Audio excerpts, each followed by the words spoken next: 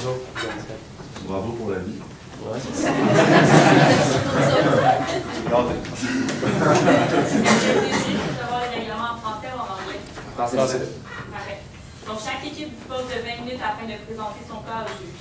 J'afficherai un carton de temps pour les 10, 5, 2 dernières minutes ainsi que les 30 dernières secondes de la présentation. Lors des 10 dernières secondes du discours, j'indique à l'aide de mes deux mains le nombre de secondes restantes. Si vous n'avez pas terminé votre présentation après 20 minutes, elle se verra arrêtée afin de passer à la période de questions. Une période de questions d'une durée maximale de 5 minutes est allouée au jury à la fin de la présentation. Veuillez noter que vous ne pouvez en aucun temps dévoiler le nom de votre université ou encore sa provenance. Je laisse maintenant le juge se présenter et vous pourrez ensuite débuter votre présentation. Bonjour, je suis Pellerin, conseillère en fiscalité chez Jérôme Veilleux. Bonjour, Aurélie Desfleurs, professeure à l'Université de Sherbrooke. Bonjour, Alex Louf, conseiller hors de CPA du Québec. Nicolas Morissette, conseiller en placement chez CIBC Wood-Gundy. Nathalie Hiver, professeure à l'Université Bishop. Bonjour. On va commencer. Le secteur du commerce de détail est un domaine en constante évolution. Comme vous le savez, le goût des consommateurs et les tendances du marché ne cessent de changer. C'est pourquoi il est primordial de faire preuve d'audace et d'innovation afin de demeurer concurrentiel. Votre entreprise fait actuellement face à plusieurs enjeux importants. Nous sommes d'avis que chez TMT Groupe Conseil, nous possédons l'expertise afin de vous conseiller face à ceux-ci. C'est ce que nous allons tenter de faire aujourd'hui. Laissez-moi d'abord vous présenter mes collègues du cabinet, Patrick Thibodeau, Vincent Thibault et moi-même, Guillaume Martel. Donc, l'environnement d'analyse qu'on vous présente aujourd'hui va vraiment se baser sur votre entreprise et le mandat que vous nous aviez confié, qui était de produire un rapport analysant les enjeux stratégiques et les enjeux opérationnels. On va par la suite préparer un plan de relève pour votre retraite qui arrive à grands pas, donc dans 3 ans, et on va finir par conclure avec certaines recommandations stratégiques qu'on a trouvées pertinentes. Donc, si on débute avec les enjeux stratégiques, on en a décelé 3. La principale étant la machine défectueuse actuellement. Vous avez diverses options relatives à cette machine-là, on va les traiter là, ensemble. On a l'acquisition de la compagnie Cassie qui est très prometteuse aussi qu'on va traiter. Et on va finalement finir avec le partenariat avec un athlète sportif que vous désirez mettre en place. Donc si on commence avec une analyse qualitative en fait, des solutions possibles de la machine défectueuse. En fait, il y a 2 solutions qui se présentent à vous aujourd'hui. C'est étant la réparation de la pièce défectueuse dans la machine ou bien l'acquisition tout simplement d'une nouvelle machine. Donc les avantages en fait de la réparation de la pièce, c'est qu'il y a une diminution des frais de contrôle de qualité. On sait que vous avez beaucoup de rejets, il y a des frais reliés à ça. Ça a causé même, il peut même avoir des risques de poursuite relativement aux extraits qui ne sont pas de qualité désirée. Il peut y avoir une diminution des coûts de production aussi. Par contre, il y a certains inconvénients. Les inconvénients, c'est quoi? C'est que la tendance du marché actuellement n'est pas à la réparation, c'est à l'automatisation, c'est à avoir des machines qui sont hautement spécialisées et il n'y a aucune augmentation des flux de trésorerie. Donc ce que vous faites actuellement, c'est simplement remplacer la pièce pour empêcher les charges de rejet et de mauvaise qualité, mais on n'a pas vraiment de flux de trésorerie supérieurs qui sont générés par ça. Si on regarde l'autre possibilité, c'est l'acquisition vraiment d'une nouvelle machine. Le principal avantage, c'est comme un peu l'inverse de l'inconvénient, en fait, c'est que ça suit la tendance du marché. On achète une nouvelle machine qui est spécialisée, on est à la fine pointe, et ça permet aussi de diminuer les coûts variables et de permettre d'offrir un meilleur prix de vente, ce qui va, c'est sûr et certain, augmenter vos ventes et votre chiffre d'affaires et votre marge bénéficiaire. Les inconvénients, par contre, c'est que l'investissement initial est vraiment plus important. On parle de 4 millions versus 350 000 la machine à réparer, la pièce à acheter, pardon. Et ça nécessite là aussi le licenciement d'employés. On sait que certains de vos employés pensent peut-être à syndiquer. C'est sûr que ça ne sera pas accepté très facilement par les employés de se faire licencier à cause qu'on achète la machine pour les remplacer. Donc maintenant, on va aller voir un peu plus concrètement au niveau des chiffres où est-ce qu'on se situe en faveur de chacune des 2 options. Il y avait déjà une analyse qui avait été effectuée par le contrôleur de l'entreprise, mais on avait décelé certaines erreurs dedans et on a décidé de corriger pour peut-être présenter une analyse qui était plus complète à ce niveau-là. Vous regardez dans le haut du tableau, on parle de l'option de la réparation. On avait remarqué que ce qui avait été fait pour l'analyse, c'était qu'on y allait d'une compensation de la réduction des charges encourues pour la qualité et on avait compensé cela avec l'augmentation de l'amortissement qui était créé. Toutefois, quand on parle d'une valeur actuelle nette, on veut comparer en fait les sorties de fonds versus les entrées de fonds qui sont générées et on sait très bien que l'amortissement n'est pas une sortie de fonds. Donc, on est venu exclure cet amortissement de nos calculs. C'est pourquoi vous voyez la correction de 35 000 qui est appliquée pour la réparation. De cela, on est allé retirer les impôts de ces flux nets qui seraient générés et on a actualisé au taux avec risque de 9 qui était exigé sur les capitaux, ce qui nous donne une valeur actuelle nette qui était supérieure en fait à ce qui avait été calculé. Donc on a une valeur actuelle nette de 226 000 pour la réparation de la machine. Maintenant, quand on regarde dans l'autre projet qui était le remplacement, soit l'acquisition en fait d'une machine qui permettrait l'automatisation, on est venu faire un peu le même principe. Donc, on avait la réduction des charges qui était calculée mais compensée par l'amortissement. On est venu ajouter le 200 000 d'amortissement qui était calculé à ce niveau-là. Et on est venu également rajouter le chiffre d'affaires supplémentaire, donc les entrées de fonds qui seraient sorties de 300 000 supplémentaires par année. On est venu retirer l'impôt encore une fois et on a actualisé au même taux. On a tenu compte de notre investissement total de 4,3 millions de dollars, ce qui nous donnait une valeur actuelle nette du projet de près de 200 000 dollars. Donc on voit qu'à ce niveau-là, on est quand même, on peut changer les diapositives, on est quand même dans les mêmes eaux au niveau de la valeur actuelle nette, mais il faut aller regarder un point important. On l'a dit dans notre analyse qualitative au début, l'investissement n'est vraiment pas le même. On parle de 350 000 versus 4 millions de dollars. Donc, c'est sûr qu'à ce niveau-là, il faut voir est-ce qu'on peut avoir le financement nécessaire pour aller chercher le fameux 4 millions parce qu'on trouve que c'est l'option qui serait la plus avantageuse pour suivre les tendances du marché. On a regardé les ratios qui seraient à respecter, en fait, là, selon le financement que vous avez obtenu. C'était seulement 2 millions de dollars. Donc, ça, on est allé faire un peu une analyse, on a regardé vos ratios actuels. Vous n'avez aucun problème actuellement, puisque vous êtes à 0,45 pour l'endettement et 2,03 pour le fonds de roulement. Donc, vous avez de la marge de manœuvre. Si vous allez chercher le 2 millions d'endettement, comme ce que vous pouvez aller chercher en ce moment avec la banque, vous respecterez quand même les ratios. Donc, c'est sûr qu'à ce niveau-là, c'est avantageux, mais il faudrait aller chercher une source de financement alternative parce que si on va aller chercher 4 millions au complet, on ne respecterait pas le ratio d'endettement qui tomberait à 0,64. Donc, la banque, en fait, rappellerait ou refuserait le prêt à ce niveau-là, ce qui fait en sorte qu'on propose peut-être d'aller explorer les options de financement par capitaux propres pour pouvoir respecter les ratios. Et si jamais là, ce n'est pas possible, bien, on devra là, quand même effectuer la réparation de la machine parce que c'est une dépense qui sera nécessaire là, pour continuer les activités. Donc maintenant, ça conclut en fait ce projet-là. Il y avait une autre opportunité très intéressante qui était l'acquisition potentielle de la compagnie Cassi.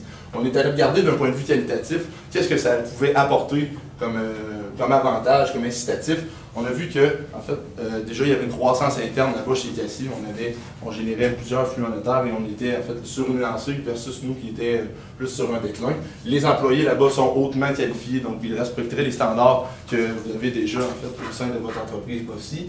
La vaste expérience qui vient avec, évidemment, on ne peut pas la quantifier, mais c'est sûr que c'est un avantage considérable. Ils ont déjà 3 boutiques et également il y a des rapports de pertes fiscales là, qu'on pourrait utiliser. Donc c'est sûr que c'est un avantage au niveau de la transaction, c'est indéniable.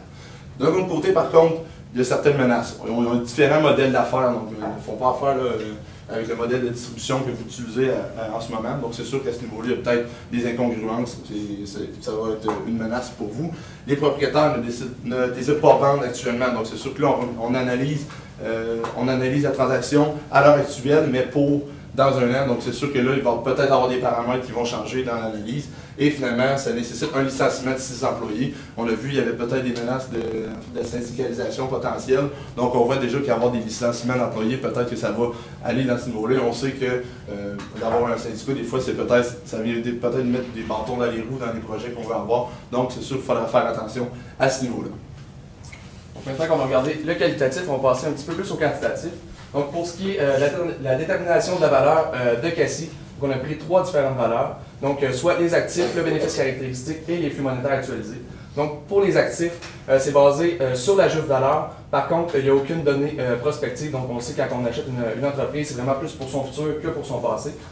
Également, il y a les bénéfices caractéristiques, donc c'est selon les résultats observés qu'on a ajustés, selon le multiplicateur du secteur qui vous avait été mentionné par vous.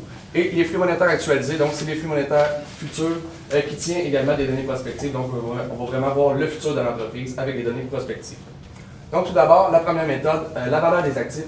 On commence avec l'actif net, donc on a calculé l'actif moins les passifs, donc qui donnait un 515 000 $. Ensuite, on a ajouté avec les justes valeurs, parce que vous avez mentionné, selon l'évaluateur, qu'il y avait des différences entre la valeur comptable et les justes valeurs.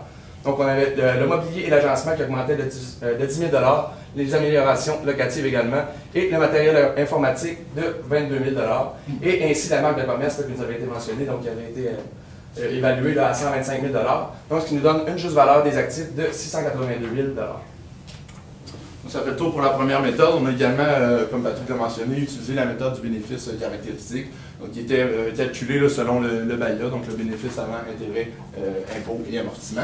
On avait un BAIA aux états financiers là, de 279 000 auquel on venait appliquer notre multiplicateur là, de 2,42, qui était selon le secteur les transactions similaires qu'on rencontrait. Et avec ça, on arrive là, avec une valeur de 675 000 approximative pour l'entreprise. La méthode un peu plus complexe, c'est celle des flux monétaires actualisés.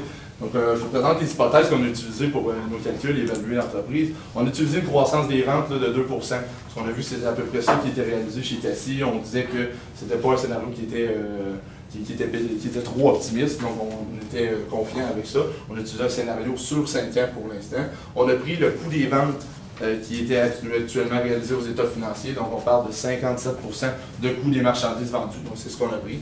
On a tenu compte des indemnités de départ qui devront être décaissées et des économies de salaire, par contre, de 300 000 qu'on va sauver à chaque année avec, malheureusement, les licenciements des employés. Il y a des investissements supplémentaires qui seront requis. On parle de 50 000 la première année et de 10 000 récurrents à chaque année. On en a tenu compte. Et on a tenu compte également de l'utilisation des pertes fiscales, donc on a diminué les charges d'impôt dans les premières années. Donc, si on va voir un peu, là, on vous a fait languir, on va vous montrer les chiffres vraiment concrètement, qu'est-ce que ça donne. Donc, toutes les hypothèses que je viens de vous présenter sont réunies dans le tableau. Et vous allez voir que ça nous donne des entrées nettes là, de la première année de 500 000 allant jusqu'à environ 750 000 À ça, on a enlevé l'impôt et on est venu actualiser autour de 9 % qui était notre taux avec risque qu'on a pris. Donc, on voit qu'on a une actualisation de nos flux monétaires qui nous donnait une valeur de 2,2 millions. Donc, à ce niveau-là, on a également fait le calcul si jamais on conservait l'entreprise plus longtemps. Donc, on est allé jusqu'à 10 ans juste pour voir où est-ce qu'on se situerait. Et on voit qu'on irait quand même peut-être jusqu'à 3,8 millions de flux monétaires qui seraient générés. Donc, on voit que c'est quand même une entreprise qui est prospère et qui va générer des flux monétaires dans le futur. Donc, si on regarde un peu les trois méthodes qu'on a utilisées, on peut se faire une fourchette dans laquelle on peut aller transiger pour l'entreprise. Donc, on a pris les actifs, on avait une valeur de 682 000 selon les chiffres de valeur qu'on avait. Selon le BAIA, on avait 675 000 et avec les flux monétaires qu'on a actualisés, on tombait à 2,2 millions. Donc, on voit qu'on a quand même une grosse fourchette de transactions. Et le prix qui est demandé est de 985 000 Donc, on voit qu'on se trouve quand même vers le bas de la fourchette. Donc, notre recommandation est de procéder à l'acquisition de Cassie pour un montant de 985 000 le prix qui est demandé. Il y avait également une autre alternative que vous aviez demandé. C'était la... Donc, je pense que c'est fini avec les alternatives. Pardon.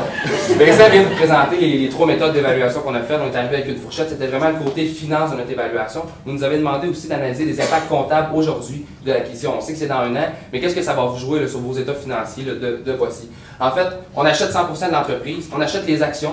Donc, ça nécessite la consolidation des états financiers là, en vertu d'un norme comptable à capital fermé. Le principe comptable de cette consolidation-là, c'est on prend la valeur comptable de la société mère, on vient ajuster la juste valeur de la filiale acquise. Ce que ça donne comme impact, en fait, c'est qu'on vous a calculé un goodwill, en fait, qui n'est pas vraiment représentatif parce qu'on sait que c'est dans un an, mais c'est un peu le principe que vous allez devoir faire. On va partir du prix d'achat de la compagnie qu'on va acquérir, donc 985 000, On vient diminuer l'actif net de la société acquise. Donc, on a calculé 515 000 ça nous donne un écart de première consolidation. Cet écart-là va apparaître au bilan.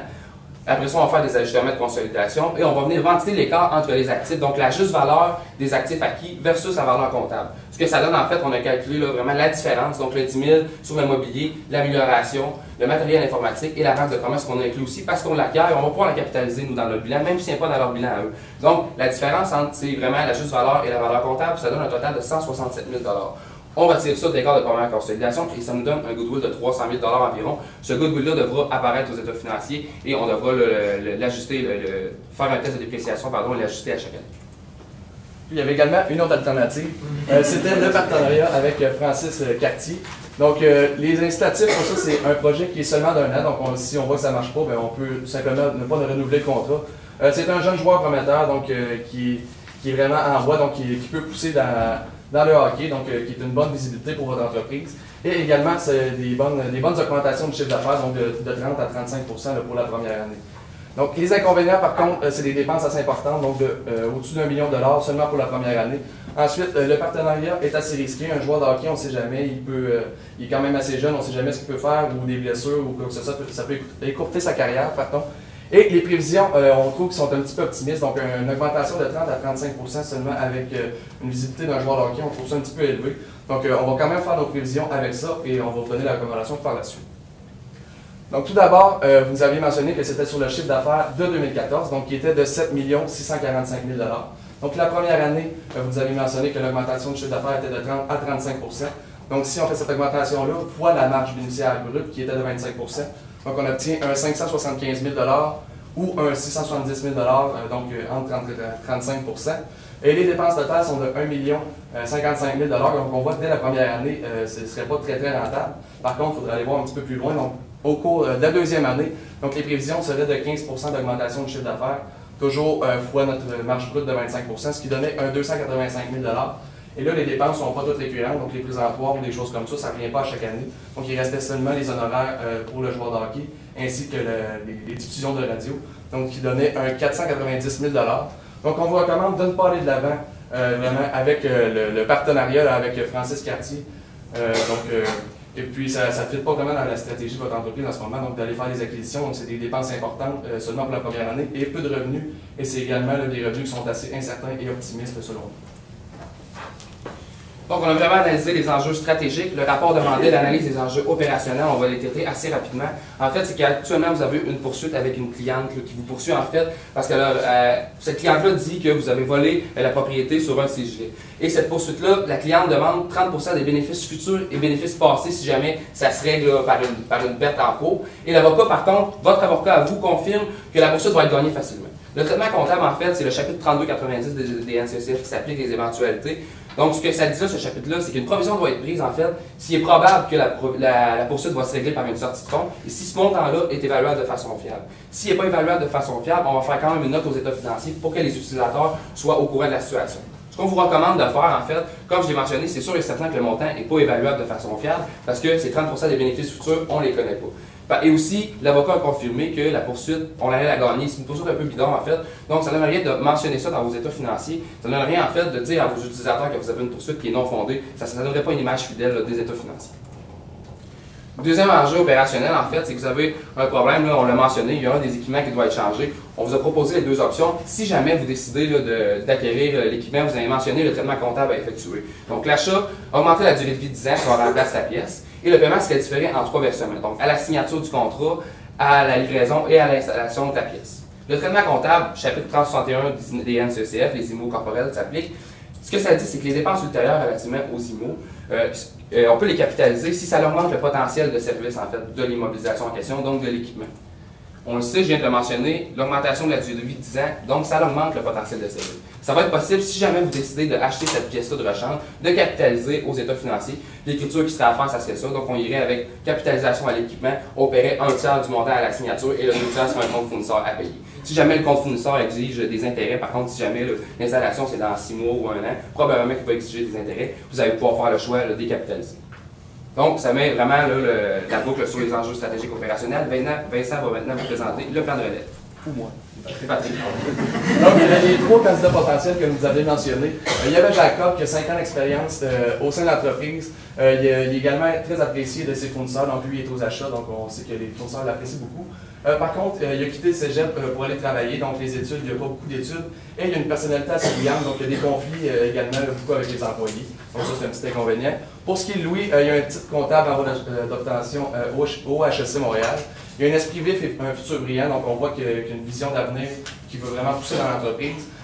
Et également, il veut s'impliquer. Par contre, il a peu d'expérience, donc il est en train de finir ses études. Donc, de l'inclure tout de suite, ça serait peut-être un petit peu trop vite. Et Georges, qui est contrôleur depuis 10 ans dans l'entreprise et qui est le bras droit de Pierre depuis des années. Il est également il est très apprécié au sein de l'entreprise. Par contre, il n'est pas très fonceur et il n'est pas visionnaire non plus. Là. Donc, il ne voudrait peut-être pas amener l'entreprise à un autre niveau.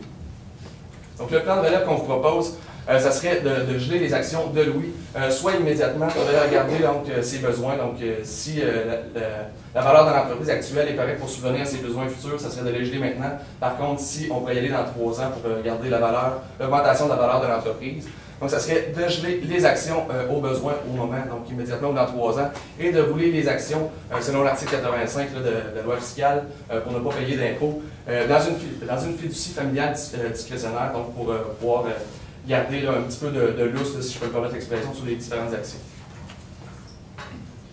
Donc, ça fait vraiment le tour sur le rapport et la place de relève que nous avez demandé. On va maintenant présenter les recommandations stratégiques. En fait, vous avez certains problèmes de taux de rejet, de qualité. Nous, ce qu'on vous propose aujourd'hui, c'est un tableau de bord équilibré qu'on pourrait implanter dès maintenant dans la société. Ce tableau de bord-là permet de mesurer la performance, de faire un suivi des objectifs et bien sûr, après ça, d'appliquer une rétroaction sur ceux-ci.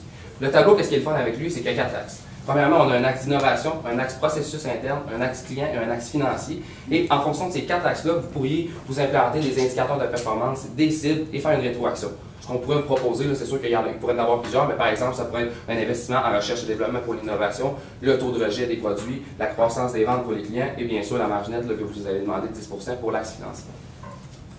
Donc, si on résume un peu ce qu'on vous a présenté depuis le début de notre présentation, on a vu en fait là, que votre entreprise présentement a une situation financière qui est instable. On parle d'une marge nette là, qui est passée de 7% à 2% en seulement 3 ans, donc une diminution de 71%. C'est considérable et il faut prendre des actions dès maintenant pour corriger la situation compte tenu là, du secteur qui est également en déclin. Il y a plusieurs opportunités qui se présentent à vous. On a vu, vous pouvez soit réparer vos équipements, passer vers l'automatisation ou encore aller faire l'acquisition de l'entreprise Cassie.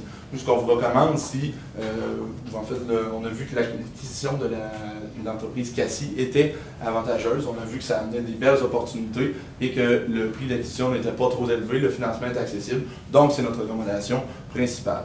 Toutefois, d'un autre côté, il y a également l'automatisation qui serait importante, mais il y a des problèmes au niveau du financement et on vous a présenté un plan de relève là, qui serait fait en bonne et due forme. Donc, nous sommes ouverts aux questions.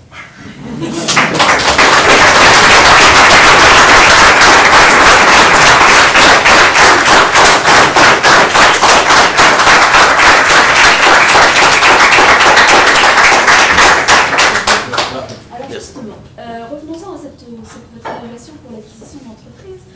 Vous avez utilisé la méthode du flux, l'utilisation des flux monétaires. Dans vos flux, vous n'avez pas inclus d'intérêt, on est d'accord? Vous avez actualisé avec un taux de 9% qui est quoi comme taux? C'est en fait, c'est un taux qui était donné. Là, c'est le taux avec qui était donné. Est-ce que vous estimez la valeur totale de l'entreprise ou vous avez estimé la valeur des fonds propres? Selon notre méthode. Avec cette méthode-là, est-ce que ce que vous calculez, c'est la valeur totale de l'entreprise ou est-ce que c'est la valeur des fonds propres? En fait, moi, tu sais que c'est vraiment. On est allé, avec le haut de la fourchette, on a dit que c'était le maximum de 2 millions, 2,2 millions, donc c'est. C'est pas ma question. Est-ce que vous avez estimé la valeur des fonds propres ou la valeur totale des fonds propres? Non, de la valeur totale. On prend son bénéfice en fait. Avec le BAI, est-ce que vous estimez, avec votre méthode du BAI, vous estimez la valeur totale ou la valeur des fonds propres? Aussi. La valeur totale. Par contre, avec la méthode de l'actif net, à ce niveau-là, ça va être plus les fonds propres. Parce que l'actif net, ça vient de prendre les fonds propres. On est parti de ça. Ce que je voulais juste souligner, c'est que c'est bien de comparer les pommes et les poires. D'un côté, avec la méthode de l'actif net, c'est la valeur des fonds propres que vous estimez, de l'autre côté, la valeur totale. Ça aurait été bien de déduire la dette pour avoir la valeur des fonds propres dans les 3 méthodes. Okay, c'est juste un. Mais c'était vraiment 3 méthodes pour donner un peu. Oui, c'est très bien d'avoir choisi les 3 méthodes, mais pour les comparer, il faut pouvoir les comparer. Parfait, ok. Mais justement, suite à cette acquisition, qu'est-ce que vous nous recommanderez comme source de financement? C'est sûr qu'en ce moment, par contre, le 2 millions est accessible, donc c'est sûr qu'il n'y a peut-être pas de problème à ce niveau-là. C'était plus au niveau de l'automatisation qu'on a peut-être un manque à gagner au niveau du financement. C'est sûr que, compte tenu qu'on a des ratios à respecter et qu'on a fait des calculs, si on a cherché un 4 millions complet seulement en dette, on n'allait pas respecter les ratios, on voit que ça ne serait pas possible. Donc c'est sûr qu'il faudrait aller voir peut-être avec un investisseur externe pour aller chercher du financement par fonds propres, par exemple. Merci. Quand vous parlez d'investisseurs, en fait, de financement par capitaux, vous voulez aller chercher des investisseurs externes ou... En fait, c'est ça. Comme Vincent vient de le mentionner, on a des ratios à respecter au niveau du financement. Là, donc, les passifs, là, on a un ratio d'actifs court terme, de fonds de roulement, un ratio d'endettement. Donc, ce serait possible peut-être de voir à l'externe, justement. Est-ce que le contrôleur actuellement, qui va peut-être devenir président probablement, ne peut pas investir avec le président actuellement? Le fils, est-ce qu'il va embarquer là-dedans? C'est il y a peut-être quelqu'un dans la famille qui peut embarquer aussi. Ou tout simplement, là, une société, un ange financier qu'on appelle, là, qui veut vraiment juste être passif, puis puis mettre de l'argent dans la compagnie, puis pouvoir là, avoir une certaine part des bénéfices. Puis également, si on peut juste mettre un petit bémol là-dessus, on sait que les valeurs de votre entreprise là, sont des valeurs familiales, donc c'est sûr que d'aller peut-être diluer l'actionnariat en allant chercher du financement à l'externe, ça va peut-être un peu à l'encontre de votre stratégie d'entreprise, donc il faudrait peut-être se pencher là-dessus. Vous nous parlez dans investisseurs, mais vous pensez vraiment qu'ils sont intéressés par un investissement dans un secteur qui est en déclin, une entreprise familiale? C'est difficile, c'est ça. C'est pour ça qu'on a principalement recommandé l'acquisition de Tessie, parce que c'est le financement qui était le plus disponible. Donc, à ce niveau-là, il faudra composer avec ça. On n'était pas au courant là, de tous les détails à ce niveau-là, mais c'est sûr que ça va être difficile, étant donné que vous l'avez dit, le secteur est en déclin. Oui, ben, le BAIA, c'est quoi le BAIA, dans le fond? En fait, c'est le bénéfice avant impôt, intérêt et amortissement. Donc, on est parti des états financiers et on est allé vraiment des ajustements en conséquence. Je pense que vous avez oublié de prendre en compte l'amortissement.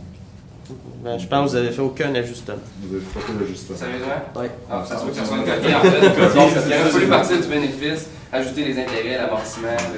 Si je peux me permettre, s'il y aurait, dans notre fourchette, ça n'aurait quand même pas eu d'impact au moins. Là, parce qu'on voit que le plus bas était la valeur des actifs jusqu'à les flux monétaires qu'on avait évalués. Ça pourrait quand même dans la fourchette. Pour la relève, vous nous conseillez, vous nous avez recommandé le petit jeune là, mais il n'a pas d'expérience. Mais c'est pas le petit jeune que vous conseillez au premier. D'abord, c'est Georges en premier. Donc, on mettrait Georges en fond président, vu qu'il a l'expérience et c'était le bras droit de Pierre depuis des années. Donc, on met Pierre, et c'est pour ça qu'on avait une fiducie familiale discrétionnaire. Donc, c'est pour garder une flexibilité. Donc, on émettrait les actions dans la fiducie. Et au cours des années, là, Pierre pourrait décider soit de mettre les actions au fils. Je peux peut-être juste rassurer aussi, on sait que le contrôleur actuel, il y a 40 ans, il ne pourra pas prendre la relève de cette entreprise-là durant 30 ans.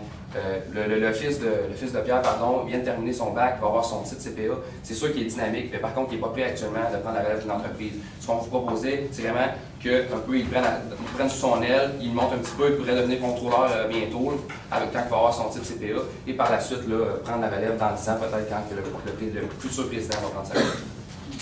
Merci. Il vous reste 15 secondes.